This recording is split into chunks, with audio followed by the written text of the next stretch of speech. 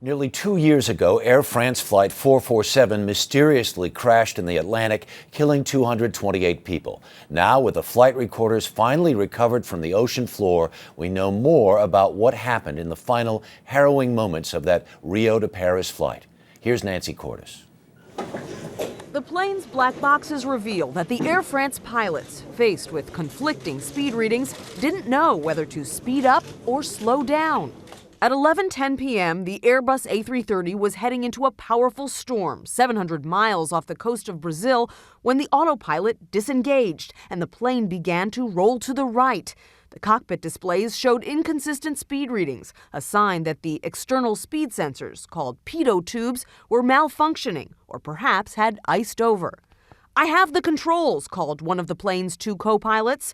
A stall warning went off, and he climbed briefly before pointing the nose down to pick up some speed. Then he leveled out and began to climb a bit, perhaps not realizing he was still going too slow. That triggered a second stall warning. But instead of pointing the nose back down, he continued to pull up. The aircraft begins to roll. It begins to go from one side to the other side. Mark Rosenker was chairman of the NTSB when the plane crashed in June 2009.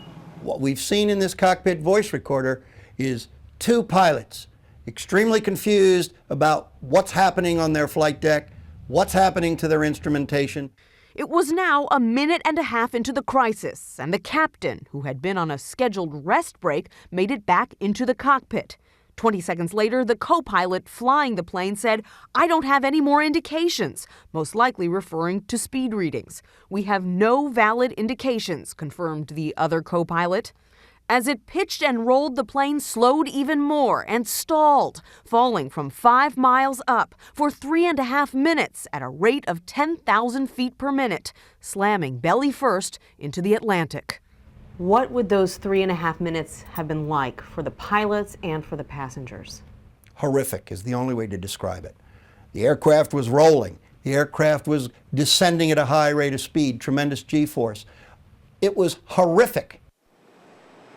The last recorded speed right before impact was just over 120 miles per hour. A jet of this size cruising at altitude should have been flying at more than 500 miles an hour. Harry?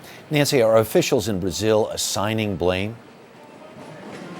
Well, officials in Brazil and in France, where this investigation is taking place, say all of it is to blame. The faulty pitot tubes, which have now been replaced on all Air France jets, and also the actions of the pilot. They'll also be taking a look at the training of the pilots. Were they trained to deal with a stall in these kinds of situations? This investigation is going to be going on for about another year, Harry. Nancy Cordes in Washington, thanks.